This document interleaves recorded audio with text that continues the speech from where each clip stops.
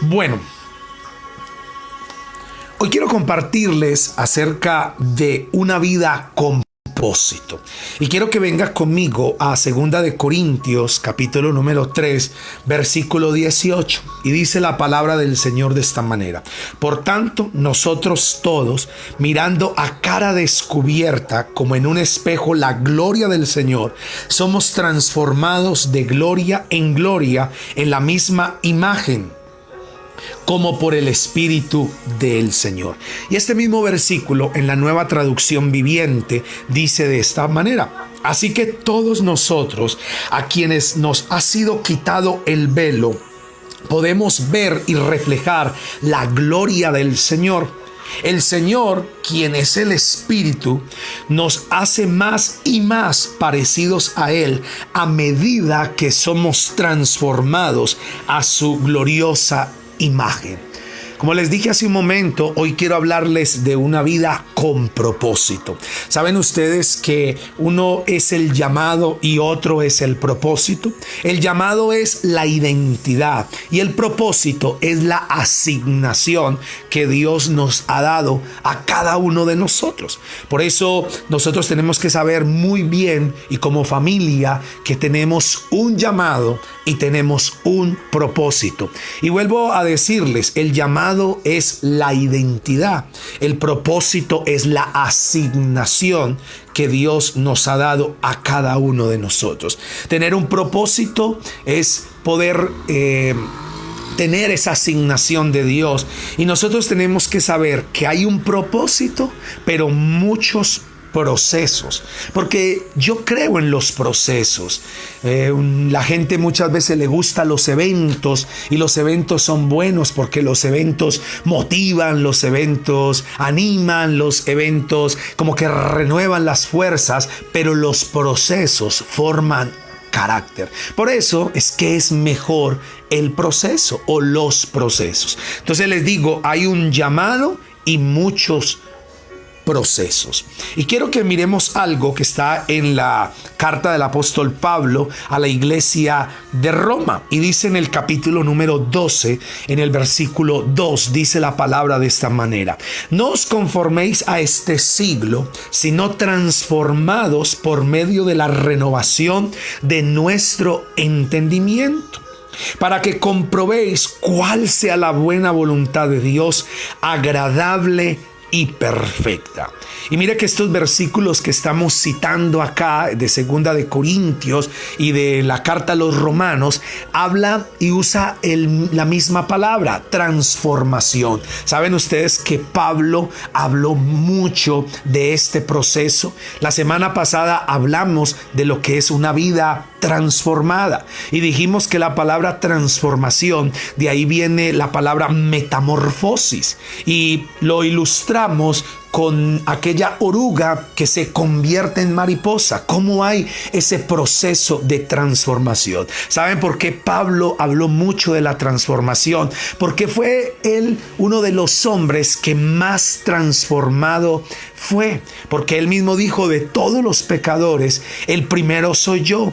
Dice la historia de que Pablo era un hombre perseguidor de la iglesia, que eso lo hablamos la semana pasada, de que él tenía una autoridad para arrestar a los del camino y llevarlos a Jerusalén. Aún cuando mataban a Esteban, él dio también como la aprobación, y él estaba ahí ese día que apedrearon a Esteban, tanto que su ropa la colocaron a sus pies. Entonces Pablo, que antiguamente se llamaba Saulo de Tarso, que era un perseguidor de la iglesia de los del camino, que así se conocía a los cristianos en esa iglesia primitiva, él fue uno de los hombres que la palabra muestra de cómo fue transformados. Por eso es que quiero hoy decirle: tu vida tiene propósito, tu familia tiene propósito, pero acuérdese que es un solo propósito y muchos procesos. El propósito de Dios es que seamos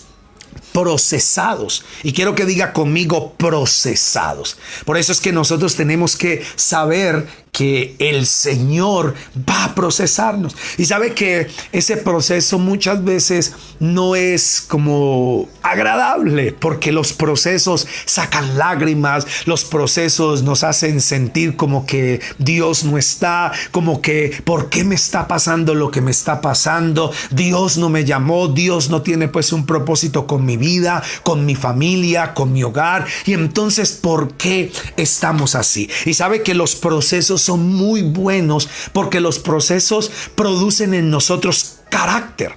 Y una de las cosas que más sufre hoy y que hay más necesidad en las familias, en las iglesias, en las organizaciones es de carácter. ¿Por qué? Porque hay muchos que tienen la unción del Espíritu Santo, pero les falta eso, les falta el carácter. Y lo voy a ilustrar con la vida de Sansón, que todos hemos oído hablar de cómo Dios bendecía y cómo Dios derramaba su unción, su presencia sobre Sansón, y venía sobre él una fuerza sobrenatural. No era que Sansón era fuerte, así musculoso, como de pronto la gente lo ha querido imaginar o no lo han querido pintar. No, Sansón era una persona común y corriente, tenía un cuerpo normal como cualquiera. Lo que pasa es que cuando venía el Espíritu de Dios sobre él y se posaba sobre su vida, la unción se manifestaba en fuerza, así como la unción se manifestaba en Moisés en la vara, porque la palabra dice que la unción ahí en Moisés estaba en la vara, así como en el profeta Elías la unción estaba en el manto, tanto que Elías con el manto abrió el Jordán. Y cuando el Señor se lleva a Elías, que Eliseo es el sucesor de Elías, del profeta Elías, él coge el manto, y cuando Eliseo coge el manto y va a cruzar el río Jordán, él coge el manto de Elías, golpea las aguas y dice: ¿Dónde está el Dios de Elías? Y golpeó las aguas. Y dice la palabra que las aguas en el libro de Reyes se dividieron y pasó en seco, porque la unción estaba ahí. Así como la unción en la iglesia apostólica está ¿dónde? En las manos. Por eso es que la palabra dice que echaremos fuera demonios, hablaremos nuevas lenguas y pondremos las manos sobre los enfermos y ellos sanarán. Porque ahora en la iglesia apostólica o en el nuevo pacto, la unción está en nuestras manos. Entonces estoy ilustrando con la vida de Sansón lo que es tener la unción, lo que es tener llamado, lo que es tener propósito de Dios, pero no tener el carácter. Y sabe que una de las cosas que menos nosotros le trabajamos es a eso, y es donde más necesitamos. Mire, hay personas que son carismáticas. En las familias hay gente así. Siempre en la familia hay el alegre, el que es el alma de la fiesta. Ese es el carismático. Y muchas veces la gente cree que el carismático siempre es el líder. Pero les voy a decir que el carisma nos abre la puerta, pero el carácter nos la mantiene abierta. Y por eso quiero decirles, si usted es una persona carismática, su familia es agradable, a la gente le gusta estar con usted, usted es el alma de la fiesta, ¡wow! ¡Qué lindo! Sí, pero acuérdese que el carisma abre la puerta. El carisma es como un imán que atrae a las personas, porque una persona carismática es agradable, una persona carismática es risueña, una persona carismática, uno quiere estar con ellos, pero el carácter nos mantiene la puerta abierta, porque de nada me sirve una persona carismática pero con un mal carácter, o que se le hable cualquier cosa y de una se enoje o salga y se vaya, y uno dice: pero qué falta de carácter. Entonces Sansón le pasaba eso. Sansón tenía la unción. En otras palabras, Sansón tenía todo lo que se necesita para triunfar en la vida, para prosperar. Tenía el llamado, tenía la unción, tenía el respaldo de Dios. Pero ¿sabe qué fue lo que falló?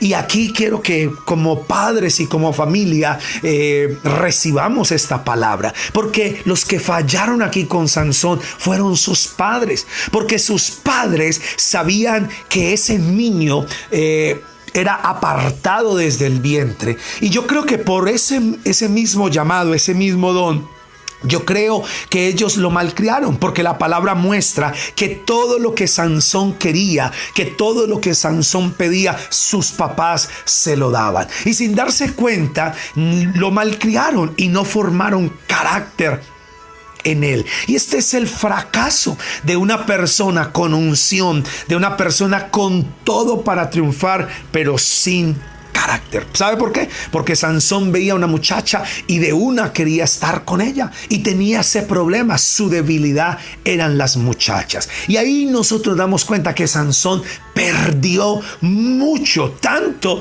que perdió hasta su propia vida, porque dice la palabra que los enemigos, cuando Dalila le cortó las guedejas, su cabello, que perdió su fuerza, su unción, que el Señor se apartó de él, dice la palabra que lo llevaron y lo encarcelaron, le sacaron los ojos, se burlaron de él. Fue terrible. Y cuando su cabello, dice la palabra, que empezó a crecer, que representa que su comunión con Dios empezó a restaurarse, que los filisteos quisieron llevarlo y burlasen de él. Y entonces dice la escritura que cuando lo llevaban, él le pidió al muchacho que lo llevaba y lo amarrara, lo colocara sobre las dos columnas del lugar donde iban a estar. Y dice que cuando él estaba allí, dijo: Señor, dame la unción para vengarme de mis ojos. Y dice que empujó esas dos columnas y cayó el edificio sobre todos aquellos filisteos y mató a toda la gente,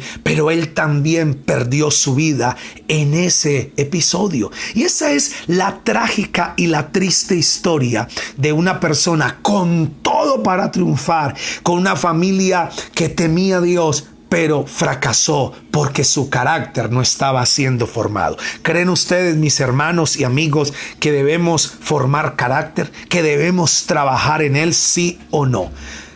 Y yo quiero que ustedes me respondan allí y se respondan a ustedes. ¿Es importante formar carácter o no es tan importante? Ya está.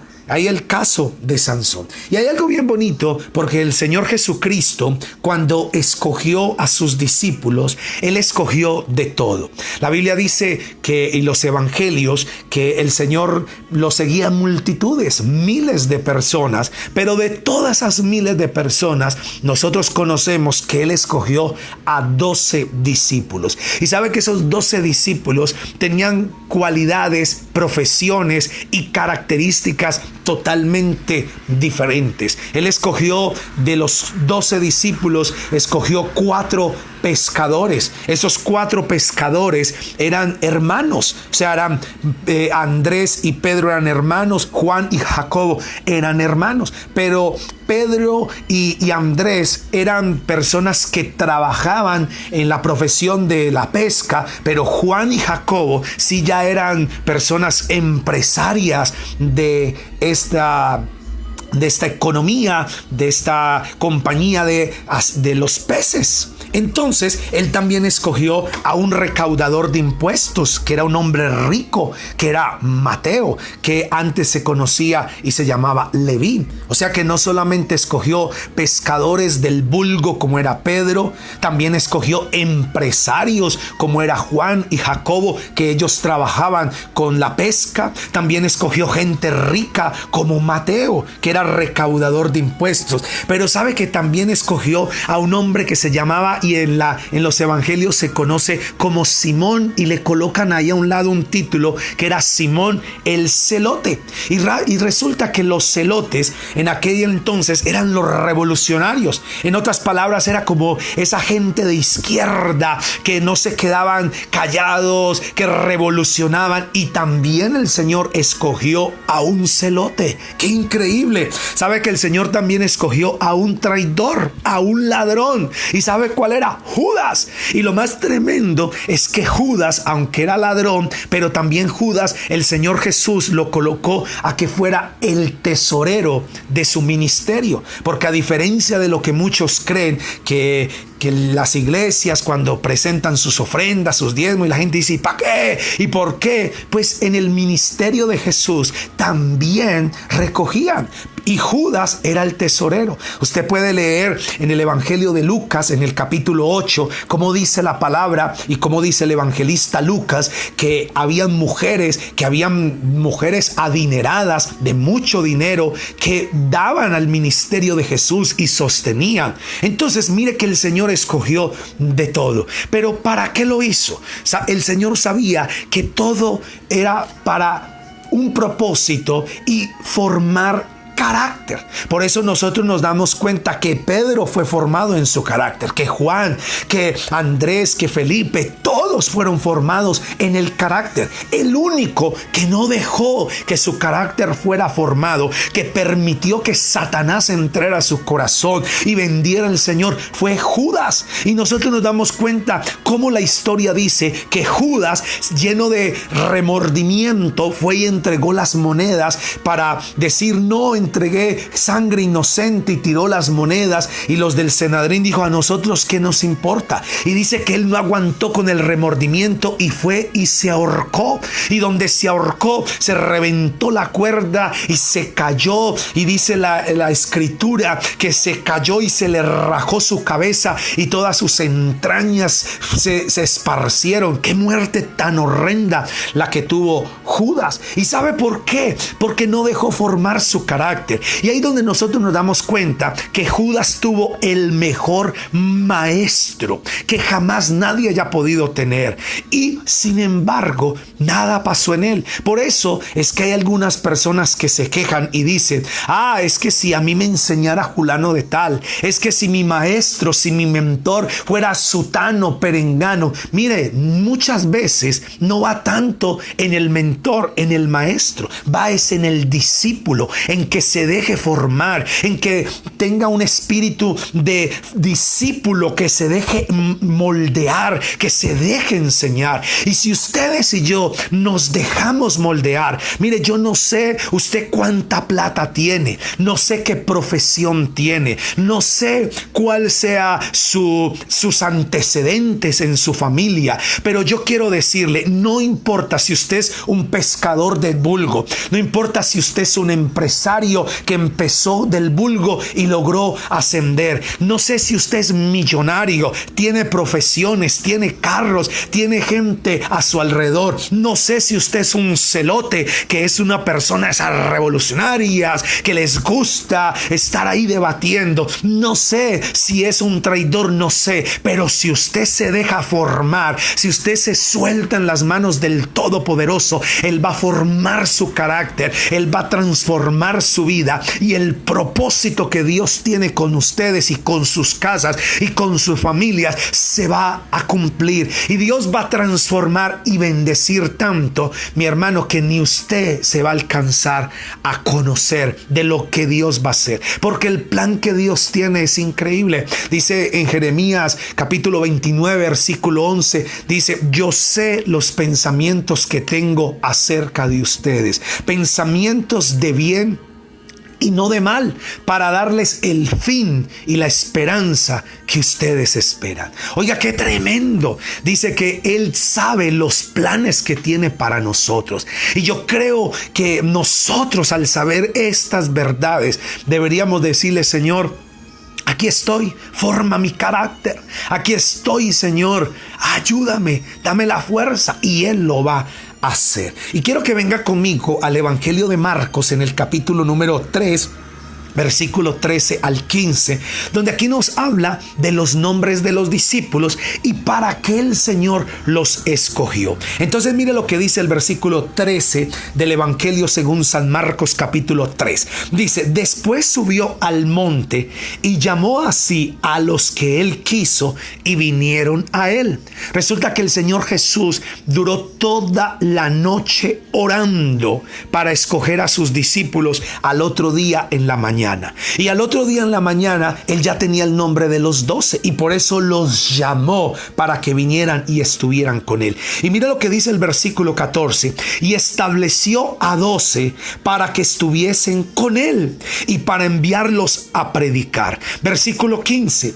Y que tuviesen autoridad para sanar enfermedades y para echar fuera demonios. O sea que el Señor Jesús llamó a sus discípulos. ¿Para qué? Para que estuvieran con él. ¿Y para qué estar con él? Para aprender. Porque acuérdese que él es el maestro, él es el mentor, él es el rabí, él es el Dios que se hizo hombre y habitó entre nosotros y vino a enseñarnos. Y él dijo: venga, yo les muestro, venga, yo les enseño cómo hacer. Y dice la palabra, lo que acabamos de leer, que a esos 12 les dio autoridad. ¿Para qué? Para sanar enfermedades y para echar fuera demonios. Ven ustedes que cuando Dios nos llama, no nos llama simplemente para sentarnos ahí en la banca de una iglesia, para acabar falda o pantalón y ya, y listo, y esperar a morirnos. No, señores, Dios nos llamó y nos sacó del mundo y nos sacó de desorden, nos sacó de muchas cosas desordenadas. ¿Para qué? Para que estemos con él. ¿Para qué? ¿Qué es eso? Para que seamos discipulados, formados, para que moldemos el carácter y nos vayamos pareciendo cada día más al Señor, y para darnos autoridad para sanar enfermedades, para echar fuera los demonios. Yo les voy a decir una cosa, hablando acerca de enfermedades, que hoy la gente habla de este virus que hay del COVID-19 y la gente, unos dicen que es verdad, otros que es mentiras, pero yo les voy a decir, eso es verdad. Ese COVID o ese virus está, pero hay algunas personas que dicen: bueno, ¿y dónde está? Porque yo no conozco a ninguno que le haya dado el COVID, y puede que sea verdad, pero también quiero que escuchen esto y que analicen esto y no lo desconozcan, porque desde un principio, desde que empezó este tema del COVID, estamos orando. Mire, la iglesia del Señor Jesús en Colombia,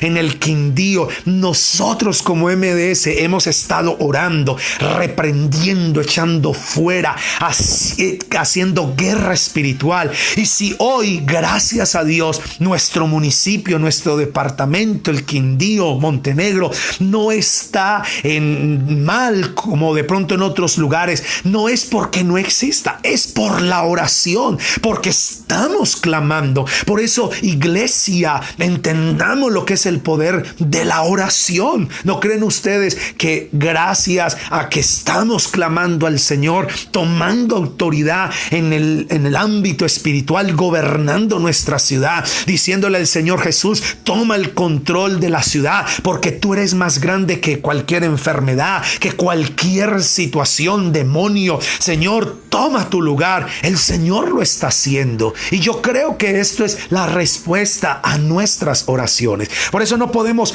desmayar, tenemos que seguir orando y clamando a Dios. Amén. Entonces, ¿cómo el Señor formó el carácter? ¿Cómo el Señor fue moldeando? Y por eso quiero decirte, familia, si Dios los llamó, Dios los quiere, número uno, anote, que estemos con Él. ¿Qué significa eso? Discipulado. Por eso yo los animo a que hagan el proceso de formación. Nosotros como iglesia tenemos una ruta de discipulado, de proceso de formación, que todo comienza con estar plantados en la iglesia, con ir a encuentro, con hacer verdades básicas, después 12 pasos de sanidad total, y después nivel 1, 2, donde aprendemos la palabra, pero también nuestro carácter es formado, y vamos a tener influencia en la iglesia, pero también en la nación, porque a eso Dios nos llamó. Jesús enseñó durante 3 años y medio, formando en ellos carácter y sabiduría.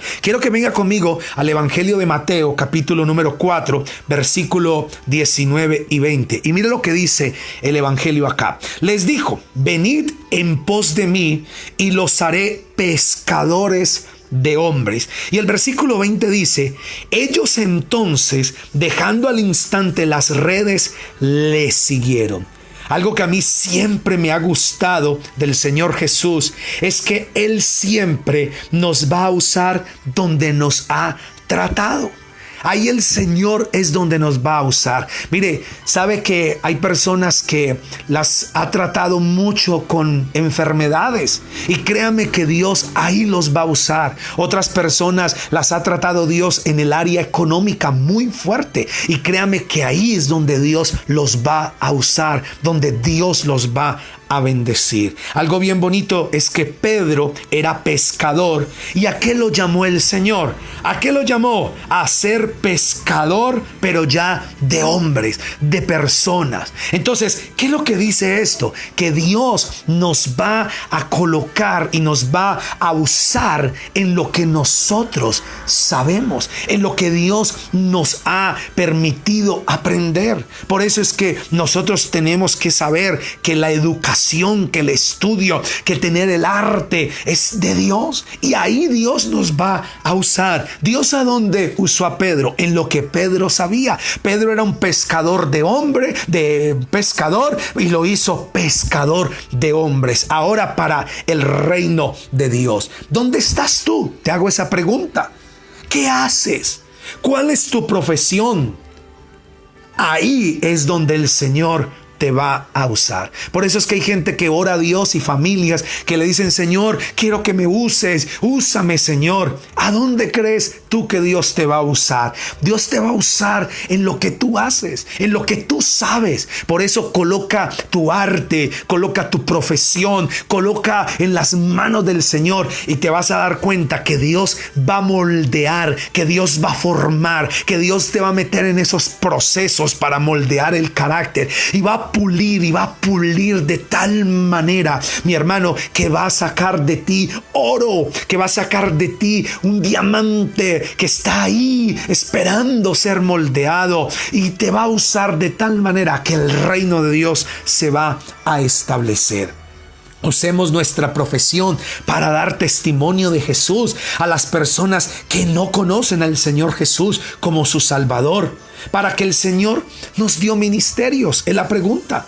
Para que el Señor nos dio iglesia. Y aquí es donde yo sigo insistiendo, porque muchas veces la gente dice, y ahora en estos tiempos, porque el peligro es que nos conformemos o que nos acostumbremos a escuchar la palabra solamente online, y ya no vayamos a la iglesia. Y hay gente que dice: ¿y para qué ir a la iglesia? ¿Para qué? Si para buscar a Dios yo lo puedo buscar, o Dios no necesita eso. Pero saben que esa es la mentira del diablo, porque el enemigo ha sembrado eso en el corazón de muchas personas, que mucha gente dice: es que para buscar a Dios yo no necesito ir a ninguna iglesia. Pues les voy a decir esto, que el mismo Señor Jesucristo dijo: yo edificaré mi iglesia, y las puertas del Hades no prevalecerán contra ella. En el libro de Hebreos, en el capítulo número 10, versículo 25, dice el Señor: y no dejando de congregarnos como algunos tienen por costumbre, tanto ahora que vemos que aquel día se acerca. ¿Cuál día? El día de la venida del Señor. Entonces, la palabra nos manda a que nos congreguemos, a que vayamos al lugar donde Dios colocó sus ojos, su corazón y su voluntad. Saben ustedes que en el libro de Reyes, cuando el Señor estableció el templo de Jerusalén, allá en el monte de los olivos, allá donde el Señor lo estableció, el templo, Él dijo: cada vez que oren en este lugar, yo voy a oír la oración, voy a estar atento a su clamor, porque ahí en ese lugar lo he escogido para colocar mis ojos, mi corazón y mi voluntad. Ustedes no se alcanzan a imaginar la bendición que es de tener un lugar para congregarnos, para recibir la palabra, para estar en coinonía, para estar en unidad. Y por eso estamos construyendo iglesia para la gente que no tiene iglesia, para que busquen al Señor. Entonces, ¿para qué Dios nos ha dado los ministerios? Y quiero que venga conmigo a Efesios capítulo 4, versículo 11 al 15. Y estos son versículos que yo cito mucho, porque yo quiero que ustedes sepan y tengan muy clara la bendición que es tener pastor, la bendición que es estar bajo una cobertura. Y dice el versículo 11, dice, y él mismo constituyó a unos apóstoles, a otros profetas, a otros evangelistas, a otros pastores y maestros. Versículo 12, escuchen el 12, la función, a fin de perfeccionar a los santos para la obra del ministerio, o sea, los hermanos, para la edificación del cuerpo de Cristo. ¿Ven ustedes cuál es la labor de un pastor? La labor de un pastor es perfeccionar a las ovejas.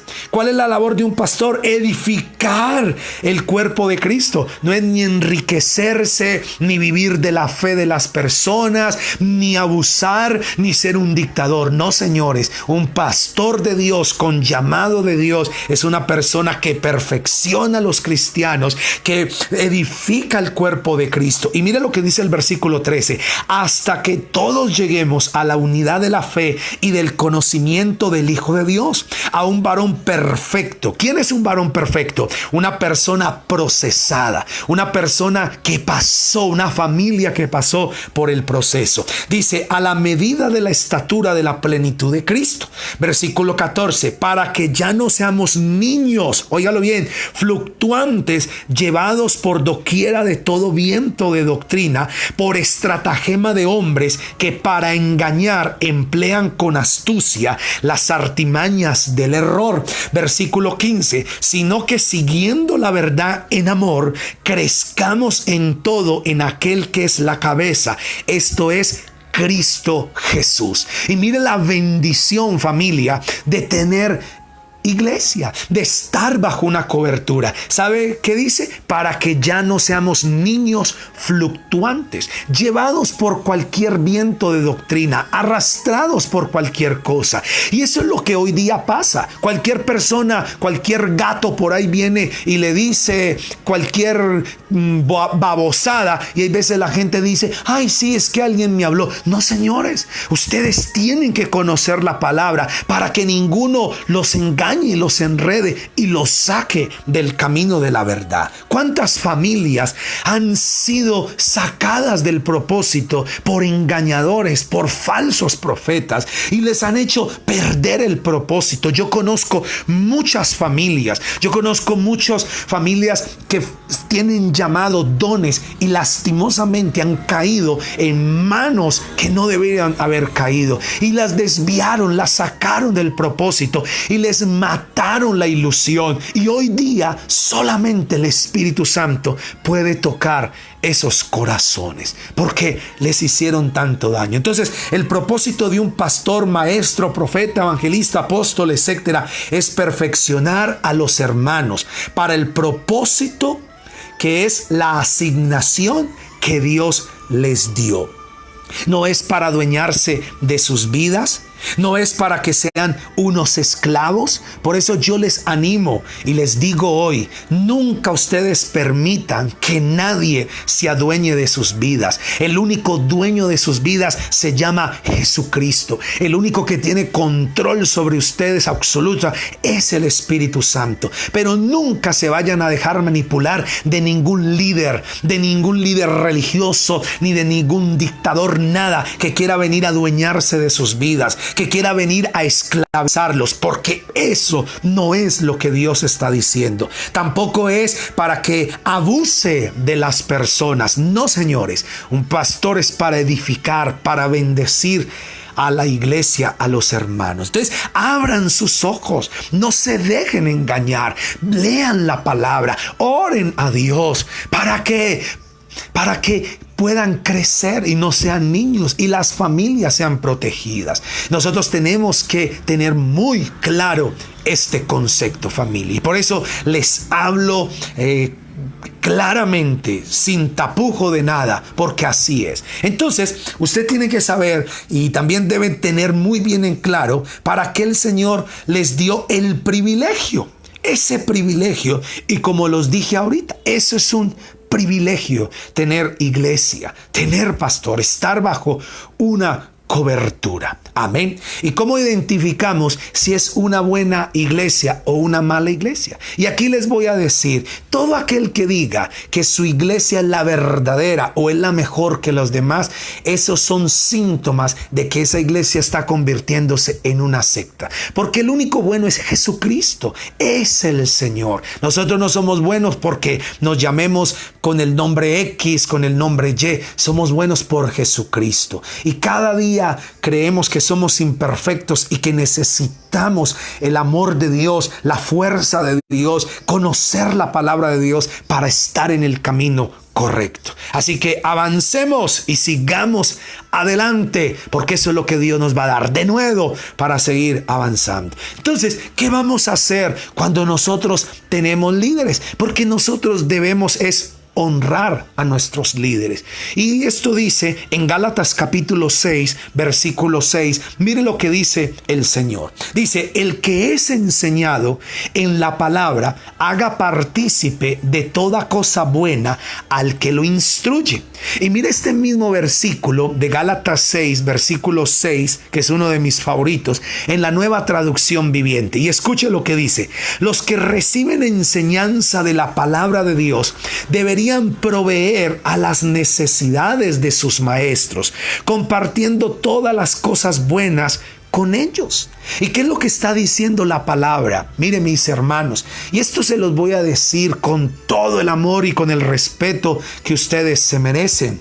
Pero yo quiero que ustedes también hagan partícipe de toda cosa buena aquel o aquellos que le enseñan la palabra de Dios. Mire, y esto lo digo porque pasa muchas veces. Hay gente que lo llama a uno, llama al equipo de la iglesia de líderes y pide oración por todo. Pastor, que si ora por mi abuelita, que si ora por mi abuelito, por el callo, por el juanete de la tía, de la abuela, de esto. Y una cantidad de cosas. Y para eso estamos, para apoyar, para ayudar.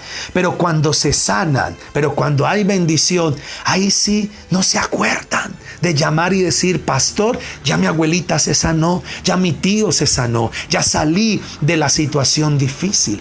Y ahí nosotros que tenemos que aprender a honrar a las personas que nos enseñan la palabra de Dios. Acuérdese de ellos, acuérdese. Mire, iglesia, acuérdese. Y no lo digo por mí, pero acuérdese de su pastor. No solamente en los momentos difíciles, sino también en los momentos buenos. Acuérdese y hónrenlos, porque la palabra del Señor nos manda que honremos a los que trabajan y enseñan en la palabra de Dios, y más los que se esfuerzan por enseñar. Hónralos. Mire, usted no se alcanzan a imaginar la gran bendición que hay al honrar a sus pastores. Eso tiene una gran bendición. Entonces, todo esto que te he dicho es para que se forme el carácter. Y ahí es donde el Señor empieza a procesarnos.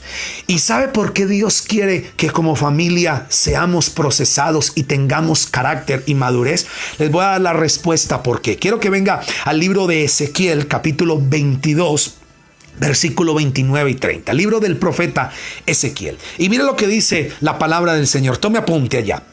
Dice, el pueblo de la tierra usaba de opresión y cometía robo. Al afligido y al menesteroso hacía violencia. Al extranjero oprimía sin derecho. Y mire lo que dice el versículo 30. Busqué entre ellos hombre que hiciese vallado y que se pusiese en la brecha delante de mí a favor de la tierra para que no la destruyese. Y mire qué palabras tan tristes. Y no lo hallé. ¿Sabe qué es lo que dice el Señor? Que mientras la tierra había violencia, había aflicción, maltrataban al menesteroso, al afligido, al extranjero lo oprimían. Dice que había hambre, había necesidad, había caos. ¿Y qué es lo que dice? Que Dios buscó entre todos ellos a un hombre que se pusiese al pie de la brecha e hiciera vallado a favor de la tierra para que Dios no la destruyera. ¿Y sabe qué? Lo que dice, no lo hallé, no lo encontré.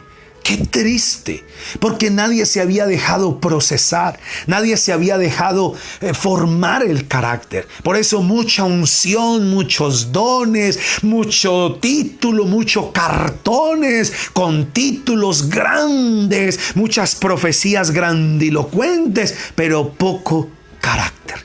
Y lo que el Señor dijo: hay maldad en la tierra, hay opresión, hay necesidad. Ando buscando, así sea uno, que haga vallado, que se ponga al pie de la brecha, que clame a favor de la tierra delante de mí. Y que dice el Señor: no lo encontré. Pero por eso nosotros aquí estamos diciéndole al Señor: heme aquí, envíame a mí, moldea tu carácter en mí. Voy a tener ese espíritu de discípulo, de dejarme enseñar, de dejarme moldear, porque cuando tú busques una persona, tú me puedas encontrar. Tú puedas decir: ahí está Pedro, ahí está Martín, ahí está Joaquín, ahí está Eduardo, ahí está Mateo, ahí está John, ahí está Marta, ahí está Sandra. Y que Dios diga: allá los tengo, allá están, porque se han dejado formar y quiero que estén ahí haciendo vallado. Y que Dios pueda encontrar en todos nosotros, porque nos hemos dejado formar el carácter. Debemos dejar que el Señor forme en nosotros. Nosotros debemos hacer todo lo posible para que nuestro carácter sea formado y Dios pueda usarnos. Todos tenemos deficiencias en nuestro carácter, pues necesitamos ser perfeccionados. ¿Y a quién creen ustedes que Dios va a usar para formar en nosotros ese carácter? ¿Sabe a quién? A los que están en autoridad. Dios puede usar a tu papá o a tus papás. Dios puede usar a tu jefe. Dios puede usar a tu líder. Dios puede usar a un amigo, a un compañero. Y cada vez que esa persona hace algo que usted le está puliendo el carácter, acuérdese que ese es un instrumento de Dios para moldearlo. No se enoje, más bien diga: Señor, gracias por este instrumento que estás usando para moldear mi carácter. Y quiero que mire en Proverbios capítulo 22, versículo 15, para ir terminando ya. Mire lo que dice: la necedad está ligada en el corazón del muchacho, mas la vara de la corrección la alejará de él. Oiga bien, la necedad. Y por eso es que Dios va a moldear nuestro carácter con personas. Puede que esté usando a tu jefe, puede que esté usando hasta tu mamá, tu hija. Y cada vez que esa persona forme en usted algo, Dios va a levantar a otra y a otra. ¿Sabe por qué? Porque nuestro carácter tiene muchas deficiencias y tiene que irse formando. Yo recuerdo una vez, y les cuento esto aquí como anécdota, me pasó una vez que un día alguien me dio unas vitaminas, me regaló unas vitaminas de esas de Centrum, y me lo encontré en Armenia, quedamos de encontrarnos, y me pasó las vitaminas en una bolsita. Y entonces yo la recibí, le di gracias porque esa persona quería que tomara vitaminas, porque quería que su pastor le durara mucho tiempo. Y entonces yo recuerdo que yo tenía que entrar al Éxito a comprar algo. Y entonces yo entré al Éxito a comprar algo y llevaba las vitaminas en una bolsita. Y compré algo, y cuando iba saliendo, la máquina esta empezó a pitar pi, pi, pi, pi, pi, pi, pi, pi, pi, pi, pi. Y entonces yo le dije al celador, ahí al portero, y yo le dije: no sé, aquí está el recibo. Y entonces pasó la bolsita de la compra que yo había hecho y no pitó. Y cuando pasó la bolsita de las vitaminas que me habían dado, esas estaban pitando. Y esas eran las que estaban activando la máquina. Y entonces este celador me llama aparte y me coge del brazo y me dice que tengo que acompañarlo a una oficina. Bueno, y empezó, y yo le dije: no, señor, esas vitaminas me las dieron fulano de tal. Y empecé a decirle, y él le dijo: no, tiene que acompañarnos a tal parte. Y recuerdo que la gente empezó a entrar ahí y me miraba. Y recuerdo que entró una niña que unos 8 años y le dice a su mamá, entra con su mamá y le dice a la mamá: mami, ¿qué pasó con ese señor? Y recuerdo que la mamá le dijo a la niña, y le dijo: mire, ese señor lo encontraron robando acá. Y yo dije: no. Y yo: no va a faltar que alguien me conozca y que vaya a decir: mire, el pastor estaba robando en el Éxito. Y yo le decía al celador y le decía: no, esas vitaminas me la dieron, siquiera ya. No, tiene que oficina y bueno, todo ese asunto. Y yo estaba ahí, Dios mío, ¿qué es esto tan horrible? No falta que alguien me vea, que alguien esté diciendo. Yo dije, Dios mío, voy a salir por el vea pues, pastor encontrado robando vitaminas en el Éxito en Armenia. Yo dije, Dios mío.